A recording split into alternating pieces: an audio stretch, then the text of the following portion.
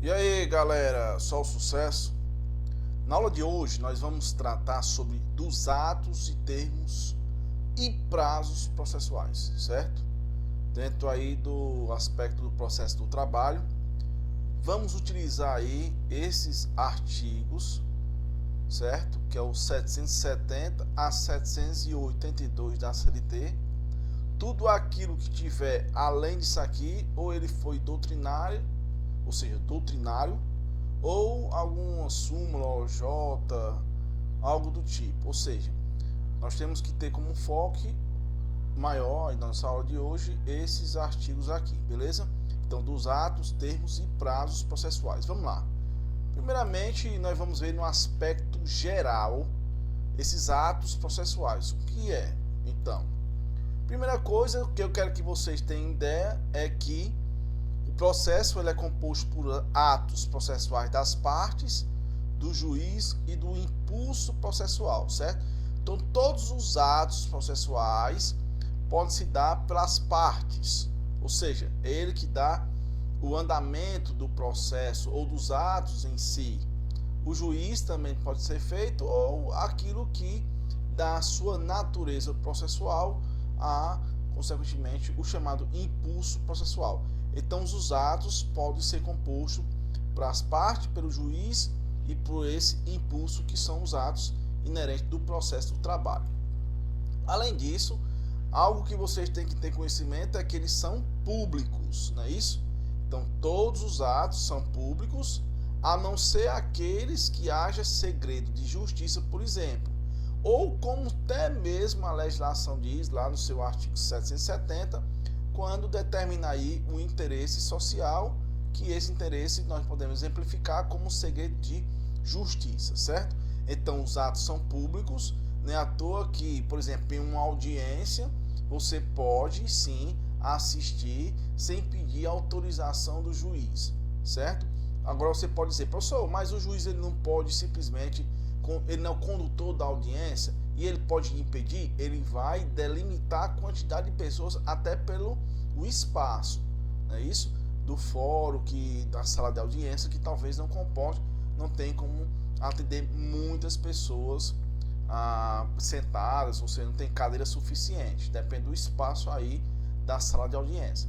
Mas não sendo, e há uma necessidade da audiência ser pública, porque os atos eles são públicos, então não há o porquê delimitar, a não ser que haja um segredo de justiça, que é o que a legislação diz aí no artigo 770 da CLT, sobre o seu interesse social. Então, em suma, os atos são públicos. As partes, por serem públicos, não é isso? As partes ou os procuradores, seja advogados, poderão consultar os processos com ampla liberdade nos cartórios ou secretarias. Isso quer dizer o quê? Nós sabemos que a CLT ela é de 1943. Então, por ser de 1943, ainda existe aquela questão de figurar no aspecto do processo físico. Nós sabemos que ainda no Brasil ainda há sim a Justiça do Trabalho que ainda que não se transformou ainda em eletrônico, e existe a possibilidade ainda de se ater aí nos casos desse artigo da CLT, em que as partes poderão consultar os processos. Os processos hoje, na sua grande maioria, eles são eletrônicos. Por isso nós temos o PJE, Processo Judicial Eletrônico. Pelo PJE, os processos agora não precisam mais ser consultados na própria vara, como se diz na letra de lei, né? Cartórios ou secretarias. Não há mais necessidade disso. Por quê? Pelo processo judicial eletrônico se faz a consulta, como se diz, eletronicamente, né? Virtualmente. O que tem no nome do processo você pode assim consultar. Não é à toa que existe um aplicativo do PJE JT, que é justamente aí para que você possa vir a consultar tendo o número do processo, ok? Então, pela letra de lei, as partes dos procuradores eles podem consultar os seus processos. Que processos são esses? Os processos físicos, com ampla liberdade, não é isso? Nos cartórios da secretaria, ou seja, se eu sou a parte, eu não preciso do meu advogado para ver o meu processo, caso esse processo seja físico. Eu mesmo posso ir até a secretaria para consultar ou pedir alguma informação na própria secretaria. como isso pode ser feito também no processo judicial eletrônico. A parte se dirige até o balcão da secretaria para pedir alguma informação do seu processo. Também isso é uma possibilidade. Não tem como ele consultar aí na secretaria, no sentido de pegar, de manusear o processo, por ser eletrônico. Caso não seja, em outras oportunidades, se o processo for físico. Mas a ideia é que os atos processuais é que as partes dos procuradores podem sim ter acesso livremente, certo? O aspecto também que nós devemos ter conhecimento é sobre a penhora. A penhora também pode ser realizada nos domingos e feriados. Isso também é um ato processual, mas para se ter uma penhora no domingos ou feriados, é necessário ter uma autorização expressa de quem? Do juiz ou do presidente do tribunal. Se a competência for originária do tribunal, ou seja, se o processo se iniciou no tribunal, então o presidente ele tem sim a aptidão aí ou a legitimidade de parte, no caso como juiz, no caso, né, de chegar e pedir, ou no caso aqui diz a letra de lei, a autorização expressa para que haja penhora nos domingos e feriados. A não ser que não seja dessa natureza, todos os atos nós somos considerados como dias úteis, ok? São considerados dias úteis, a não ser que haja uma autorização expressas, ou melhor, expressa. Os atos e termos processuais deverão ser escritos porque é a sua forma. Então, os atos e os termos do processo devem ser escritos porque aí é a sua forma. Também os atos processuais, eles devem ter a sua comunicação, certo? Como é que é feita essa comunicação? É a forma da ciência do processo. E essa ciência nós temos que ter em mente o que diz aí o artigo 841 da CLT, que diz assim: o termo utilizado no processo do trabalho é notificação e não citação. Professor, não entendi. Eu tenho um conhecimento até agora no processo civil que se fala sempre em citação. A citação é o conhecimento, não é isso? De alguém que está sendo o quê? Processado. E para isso tem que apresentar a sua defesa. Isso é a citação, não é isso? Já a ideia da notificação é diferente da citação. Por quê? Aí eu disse aí que deve ser realizada a citação de forma pessoal, nós sabemos disso. Essa é a grande diferença de notificação para que não há citação. A citação tem que se realizar pessoalmente. Na notificação é quem, Raulson? Se dará por qualquer pessoa. Essa é a diferença. A citação ela é feita pessoalmente e a notificação se dá por qualquer pessoa. Aí você diz assim, como assim qualquer pessoa? Vejam, vamos lá. Vamos dizer que o empregado, o reclamante, move uma ação trabalhista, certo? Aí vai a notificação e na empresa tem um jardineiro, tá lá, ajeitando o jardim, aquele negócio. Chega o Correios e entrega a notificação para esse jardineiro. A pergunta é, esse jardineiro da empresa pode receber a notificação do processo, a qual tem aí já marcada a audiência? Sim, pode, porque o ato em si da notificação, ele se dá por qualquer pessoa. Não é a própria pessoa representante legal da empresa. Não precisa ser direcionada a notificação pelo dono ou proprietário ou para um gerente ou para um preposto. Qualquer pessoa da empresa pode tomar ou dar ciência a essa notificação. Então é muito cuidado, tem que ver nesse aspecto. Por quê? Porque isso denomina aí uma certa particularidade, até na questão da aula passada, sobre a questão que nós ainda vamos ver também em aulas posteriores, em revelia e arquivamento do processo. Então, o termo utilizado é notificação e não citação, porque nós vimos que citação ela é a entrega pessoal pelo qual a parte está sendo processada, e a notificação é porque pode se dar para qualquer pessoa. Aí o meio pelo qual se utiliza para uma notificação é por via postal ou pelos correios na fase de conhecimento. Ou seja, até o trânsito em julgado, beleza? Ou seja, todos os atos processuais, todas essas comunicações que há de se ter é feita por via dos correios e não por via de oficial de justiça, diferentemente do processo civil, que os atos inerentes à citação, por exemplo, serão feitos sempre por via de oficial de justiça. Nesse nosso caso, não. Ela é feita pelos correios. Por que pelos correios? Porque qualquer pessoa pode tomar ciência ou dar ciência a este processo. Então, em regra, será por via postal. Aí você pergunta, mas professor, não existe nenhum outro meio pelo qual existe citação no processo de trabalho? Por exemplo, no processo civil nós sabemos que existe a citação na fase de conhecimento. Mas pergunto, e não existe nenhuma outra modalidade que também se denomina citação no processo? Existe sim. Em que fase? Na execução. Na execução, a citação deverá ser realizada de forma pessoal por um oficial de justiça. Ou seja, a notificação são os atos processuais, ou seja, essa comunicação dada até o trânsito julgado. Mas quando se inicia a execução, aí sim haverá uma citação, e essa citação ela é de forma pessoal e é realizada por um oficial de justiça. Não sendo execução, é feita por via do Correios a notificação. Beleza? Espero aí ter passado um entendimento aí em relação à citação, notificação e quando é que se denomina aí citação no processo de trabalho, que é só na fase de execução, ok?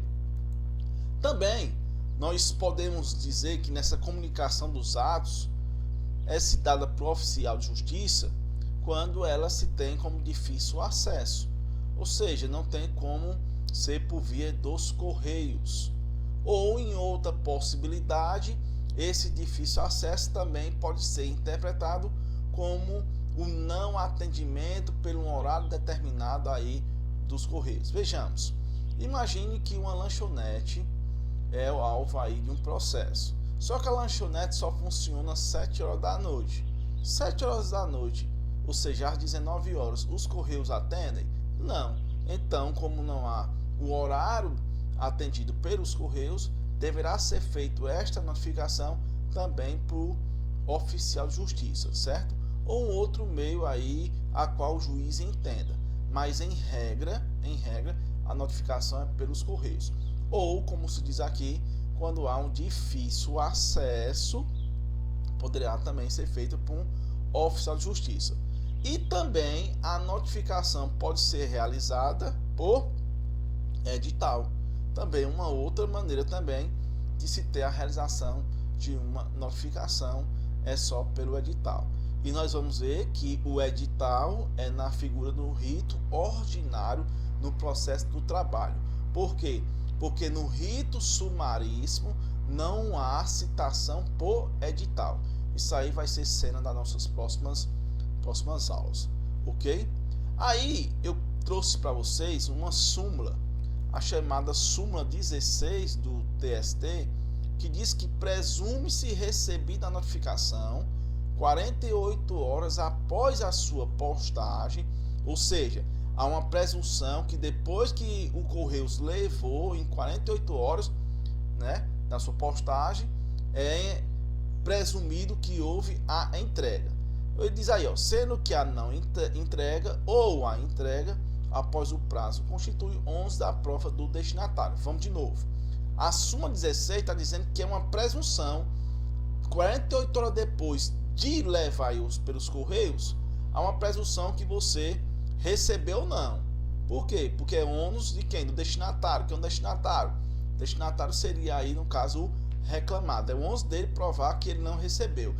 Aí eu coloquei aí, contrário, o artigo 774, parágrafo 1 da CLT. Contrário o quê? Contrário este entendimento. Por quê? Porque se vocês verificarem o artigo 774, parágrafo 1 da CLT, vai dizer que em 48 horas da postagem, quem tem que provar vai ser os Correios. Ele chama até de servidor. O servidor ele chama como alguém, né, do Correios que vai apresentar a notificação. Aí eu pergunto, qual que vai se aplicar? Vai se aplicar o artigo 774, parágrafo 1 da CLT, ou a súmula 16 do TST? Vai ser aplicado o posterior, que foi quem? A súmula. Então, o artigo 774, parágrafo 1 da CLT, foi revogado de forma tácita, certo? Então, vou até anotar aí para vocês que aqui houve uma revogação de forma tácita de artigo 774, parágrafo único, beleza? O que vai se aplicar é a súmula 16, ou seja, na hora que o Correios leva 48 horas após a postagem, né, como ele diz aí, quando ele recebe essa notificação, quem tem que provar o recebimento ou não vai ser quem? Vai ser a parte, no caso, o reclamado, beleza? Ok. Continuando, termos processuais. Aqui nós estávamos falando até agora de atos processuais e agora vamos falar de termos processuais, que são atos, documentos do processo, não é isso? A transformação do ato em documento é o que nós chamamos de termos, ou termos, certo? Então, os termos são os documentos do processo. Então, tudo que tiver de documento são chamados termos processuais. Então, esse ato em documento se chama termo e deve ser escritos em língua portuguesa, e aí é só para figurar. Os atos, nós vimos a comunicação dos atos também, e os termos processuais é só para dizer o seguinte, que se transformou em documento, é termo, chama-se termos essa transformação do ato em documento, e tem que ser escrito. Somente isso eu quero que vocês entendam aí sobre termos processuais. Vamos entrar agora na questão dos prazos processuais. Prazos processuais, cuidado, tem que ter uma certa atenção diante dele. Por quê? O prazo é o tempo do qual deve ser praticado um ato, não é isso? Então, temos um tempo e um ato. Então, é o tempo que se pratica um ato. Isso é o que nós chamamos de prazo, ok? E aí, vemos a questão da fixação do prazo. É necessária como condição de desenvolvimento do processo. Então, cuidado. Por quê? Porque nós sabemos que o prazo, ele depende, né, parcializado de um ato.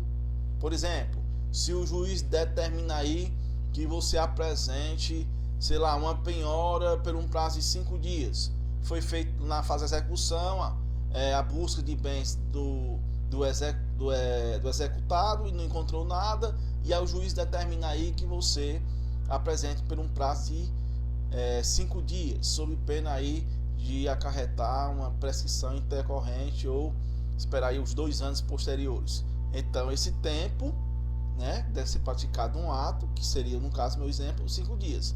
E essa fixação do prazo é necessária uma condição do desenvolvimento do processo, que esse desenvolvimento do processo, acabei de citar aí, que seria a realização de 5 dias para que haja a indicação de bens para a penhora. Mas os prazos também, eles podem ser dessas 5 maneiras: legais, judiciais, convencionais, peremptórias ou dilatórios. Então vamos ver cada uma das 5. Os prazos chamados legais são aqueles que são fixados em leis, é lógico. É aquele que está lá determinado pela justiça, ou perdão, pela legislação, que dá lá pela CLT, por exemplo. Ali o prazo lá de 48 horas para que haja a notificação. Então existe um prazo legal que está fixado em lei. Existem os prazos judiciais, que é aquele que o juiz determina porque houve uma omissão da lei. Existem aqui muitos prazos, certo? Por exemplo, o juiz simplesmente, nas razões finais, na audiência, após a instrução, a parte, pela questão do avançar da hora da audiência, pede para que haja uma prorrogação aí, não seja feita as razões finais em audiência, de forma da oralidade, mas que seja feito em memoriais. Aí o juiz determina o que faça aí as razões finais em memoriais por um prazo de 10 dias. Esses 10 dias que o juiz determinou Tem na letra de lei? Não, isso foi determinado pelo juiz por uma omissão da lei. Então são chamados prazos judiciais. Outro exemplo clássico é os chamados prazos convencionais, que são as partes que determinam, né, pela conveniência das partes e de um comum acordo também, que seria, por exemplo, também na audiência eu fiz um acordo, reconheci o vínculo, eu como empregador fiz o reconhecimento do vínculo e disse o seguinte, ó, eu vou fazer a anotação da carteira, comunicação dos órgãos competentes, como INSS, Caixa Econômica Federal, e aí eu queria um prazo de 10 dias. Então as partes fizeram o quê? Convencionaram, né? De comum acordo, uma estipulação. Eu botei aí, exemplo, a suspensão do processo para a tentativa de acordo também é um prazo que houve convencionado entre as partes. Muitas vezes acontece isso, o juiz diz, não, vou deixar aí o prazo suspenso para que vocês, dentro de 1 semana, determinem aí se vão fazer uma composição amigável ou não. Então isso aí é uma suspensão do processo também para um acordo, mas também os prazos convencionados sempre se dá entre as partes. Aí nós temos também os prazos peremptórios e os prazos também chamados dilatórios. Os prazos peremptórios são aqueles prazos fatais, né? Natureza preclusiva. Não pode ser alterado pelas partes, nem pode ser prorrogado, nem pelo juiz. Vamos dar um exemplo de prazos peremptórios. São os prazos, por exemplo, do recurso. O recurso em si, ele em regras, são de 8 dias. Então, eu estou correndo aí o prazo para o recurso. Eu posso simplesmente chegar para o juiz e dizer, doutor, eu gostaria que fosse aí prorrogado esse prazo por mais de 5 dias. Eu posso? Não, porque eles são prazos peremptórios. São 8 dias. Se você não atender os 8 dias, então é considerado aí seu recurso de natureza intempestiva, porque não atendeu o prazo. Certo? Então, prazo peremptório são aqueles que não podem ser prorrogados. Diferente dos prazos dilatórios, são aqueles que podem ser solicitados pelas partes, ou seja, prorrogados pelas partes. Acontece os prazos dilatórios muito parecido aqui, ou muito próximo, certo? Do prazos judiciais. Está muito próximo, porque os prazos o qual o juiz determina, eu posso solicitar o que? Uma prorrogação. Então o juiz determina aí, porque existe uma moção de lei, para que eu apresente em 5 dias lá a penhora dos bens. E eu simplesmente não consegui ainda conseguir essa penhora, porque eu estou à busca através de cartórios ou outros meios, e eu chego e digo, excelência, eu gostaria que fosse prorrogado por mais 5 dias ou por mais 10 dias, certo? Porque os prazos são dilatórios, eles podem ser, vamos dizer assim, dilatado, né, pelo próprio termo, pode ser prorrogado aí por mais tempo, ok?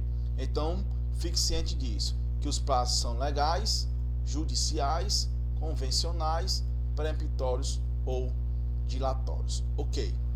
Continuando, nós também temos que entender o seguinte, conforme a reforma trabalhista, no seu artigo 775 da CLT, os prazos sempre serão contados em dias úteis. Isso aqui foi com o texto da reforma trabalhista. Por quê? Porque mesmo tendo o entendimento do CPC de 2015 pelos dias úteis, o nosso processo de trabalho não atendia dias úteis, era corrido os dias, né? Tanto estava aí os sábados, domingos e os feriados contínuo. Já com a reforma trabalhista, agora os prazos são dias úteis, com a exclusão do dia do começo e a inclusão do dia do vencimento, ou seja, no seu fim. Então, por exemplo, eu recebi uma notificação hoje para que daqui a 5 dias se tenha uma audiência. Então, começa a correr o prazo, não é da juntada do AR aos autos, não é. Como é que começa a contagem do prazo? Começa da ciência do ato. Na hora que eu recebi do Correios a notificação, exclui a data de hoje, mas já começa a contar a partir de amanhã.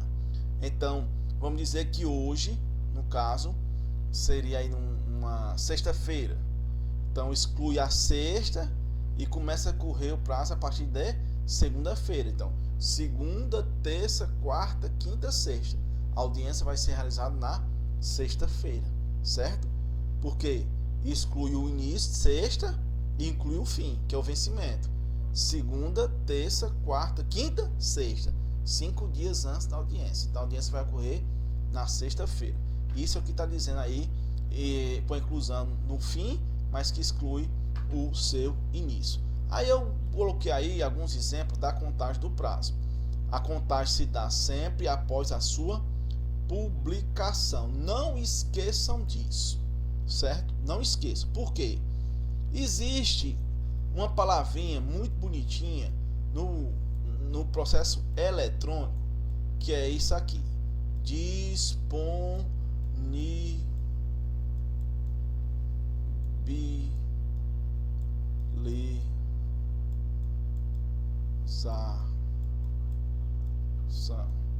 Ô, letra bonita, não é não? Só o sucesso essa letra. Olha essa palavrinha aqui: disponibilização. O que é a disponibilização? É quando se vai para o diário eletrônico, certo? Por exemplo, na quinta-feira se vai uma notificação, quinta-feira. Na sexta-feira ela é publicada, porque a disponibilização ela é sempre um dia antes da publicação, certo? Quinta-feira a disponibilização, o que é isso? É a comunicação que está indo para o diário eletrônico, ou para que você tome conhecimento. Mas a contagem do prazo só se dá após a publicação. Quinta-feira foi para o diário, disponibilidade, com a disponibilização. Na sexta-feira foi publicado. Quando é que começa o prazo? Na segunda, se for dia útil. Beleza? Não esqueça disso. A contagem sempre se dá após a publicação. Aí eu coloquei aqui que se o dia do início for um feriado ou um dia não útil, o prazo começa no seu primeiro dia útil, né? Como eu acabei de citar. Sexta-feira vai para onde? Vai para a segunda. Aí eu botei aqui como exemplo, criado aqui por mim. A publicação se deu em 30/4, aqui não é 30/30, porque não existe esse número. Aqui era para ser 2020, certo? Corrija aí. A publicação se deu em 30/4 de 2020, que no caso vai ser agora, deste ano ainda, que vai cair uma quinta-feira. E em 1º/4, né? Sexta-feira é feriado. A ideia é: a publicação ocorreu na quinta, mas sexta, que é o 1º de maio, dia do trabalhador, é feriado. Então, quando é que inicia o prazo? Na segunda-feira, dia 4. É a mesma ideia. A publicação ocorreu na quinta-feira, então a disponibilidade foi quando? Dia 29, foi na quarta-feira. Então, dia 29 foi a disponibilidade, no dia 30 foi a publicação, e em 1º de maio ia iniciar o prazo. Só que 1º de maio é feriado. Então exclui o feriado, exclui o final de semana, sábado, domingo, e começa a correr o prazo na segunda-feira. Então o início do prazo vai ser na segunda-feira. Beleza? Ok. Aí, notificada a parte na sexta, o prazo começa na segunda, como eu já tinha dito, conforme aí a súmula 1 do TST. E quando a notificação for no sábado, como eu falei, determinação da justiça, autorização expressa da justiça, para que haja aí uma notificação no sábado, o início se dá no primeiro dia útil subsequente, consequentemente a sua contagem, conforme a súmula aí 262 do TST. Beleza? Então nunca esqueçam disso. Os prazos serão contados em dias úteis, certo? Exclui o início e inclui o fim. A contagem do prazo se dá sempre a partir da sua notificação. Se eu tomei a ciência da notificação hoje, exclui o dia de hoje, mas começa a contar amanhã, se for dia útil, ok? E não feriado. E, consequentemente, se for pelo diário eletrônico, nunca esqueçam disso, sempre se dá após a publicação. Como também pode se dar após a ciência, por exemplo, numa audiência. Eu estou na audiência e o juiz remarca a audiência para uma outra data. Então já tomei ciência também da nova data. Como também se numa audiência, após a sua instrução, o juiz julgue. Na hora que o juiz julgar, também ali eu já tomei ciência da sentença e a partir do próximo dia, se for dia útil, começa a correr aí a contagem para o prazo do recurso, ok? Suspensão e interrupção dos prazos. Isso aqui é muito importante também. Os prazos eles podem ser dessas duas naturezas, tanto pode ser de suspensão ou de interrupção, mas ele tem os seus efeitos. Quais são esses? Da suspensão e da suspensão. Primeiro é que a suspensão ele retoma do ponto da sua paralisação. Pronto. Quer dizer suspensão de onde parou o prazo. Como eu falei, o recurso são de 8 dias a contagem. Aí eu estou aí, por exemplo, numa contagem do recurso já está no 5º dia. Eu quero apresentar um recurso ordinário que são de 8 dias. Já estou no meu 5º dia já do transcurso do prazo. E aí que eu botei como exemplo, chega o recesso forense. Que o recesso forense se dá entre 20 de dezembro a 20 de janeiro, né, do outro ano. Então, é o chamado aí férias dos advogados. Existe o recesso. Esse termo aí que eu botei, recesso forense, até fica mais viável para o servidor. Aqui fica mais para a questão das férias do advogado mesmo, que ficaria de 20 de dezembro até 20 de janeiro. Pronto. O prazo, dia 19 de dezembro, eu estou com o 5º dia. Chegou 20 de dezembro a 20 de janeiro. Quando for no dia 21 de janeiro, dá continuidade ao meu prazo. Ou seja, dia 21 já é o sexto dia. Certo? Então isso é a diferença. Suspensão, retoma do ponto onde eu parei. Se eu parei no 5º, dia 21 em diante, já é aí a contagem do sexto. Já difere da interrupção. Por quê? O prazo começa a contar do seu início. Ou seja, zera o prazo, zerou o prazo. Exemplo clássico é os embargos de declaração, é um clássico exemplo. Por quê? Porque na hora que eu apresento os embargos, o prazo para o recurso zera. Por exemplo, os embargos de declaração são de 5 dias. São de 5. No 5º dia eu apresentei os embargos. No 5º dia. Na hora que há uma sentença dos embargos, automaticamente abre o prazo para os recursos. Então, se você não entender que é suspensão, ou perdão, interrupção, você vai aplicar a suspensão. Então, vocês vão apresentar, após a sentença dos embargos, 3 dias para o seu recurso, não é isso? Não, são 8 dias, porque zero o prazo. Por que zero? Porque é uma nova sentença. Pode ter efeitos modificativos da decisão. Então, a interrupção do prazo, ele é clássico pelos embargos de declaração, que na hora que você apresenta os embargos, zera o prazo. Ok? E os procuradores distintos? Ou seja, nós temos um litisconsórcio. Como assim, professor? Nós temos aí duas partes. Terceirização. Isso é um clássico de terceirização. Existe um empregado, reclamante, e existe as duas empresas. O prestador de serviço e o tomador de serviço. Não é isso? Eles dois não estão fazendo parte do polo passivo. É o litisconsórcio passivo. Aqui está o reclamante empregado. E litisconsórcio passivo está o prestador e o tomador. Todos dois têm o quê? Advogados diferentes. O prestador tem o seu advogado e o tomador tem seu advogado. Aí, pergunta é essa. No caso de procuradores distintos, né? Um advogado para o prestador e um advogado para o tomador, são diferentes. Nesse litisconsórcio, os prazos são contados em dobro? É essa a questão. Pelo processo civil, os prazos são contados em dobro. Só que para o aspecto trabalhista, ou seja, no processo do trabalho, os prazos não são considerados em dobro, pois não se aplica o artigo 229 do CPC, pois conforme a OJ 310 da STI1 do TST, o prazo ele é simples.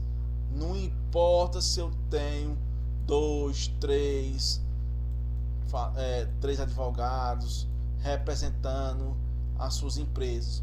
O prazo ele é sempre simples. Prazo de recurso. Houve uma sentença. O prazo de 8 dias para o recurso são de 8 dias corridos, ou seja, corrido que eu digo no sentido que não é dobrado, né? 8 dias úteis, né? Que é a contagem do prazo, dias úteis. Então isso quer dizer que eles são contados em dias úteis, não é isso? E consequentemente também 8 dias para os dois. Então os dois podem sim recorrer sem precisar ter a dilação do prazo em dobro. O dobro é só para a fazenda pública. Aí sim, fazenda pública, o prazo ele é em dobro. Beleza? Espero terem ajudado vocês em atos, termos e prazos processuais.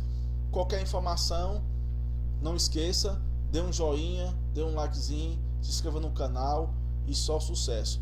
Ótimos estudos e valeu aí a dica do professor House. Valeu, jovem, só o sucesso.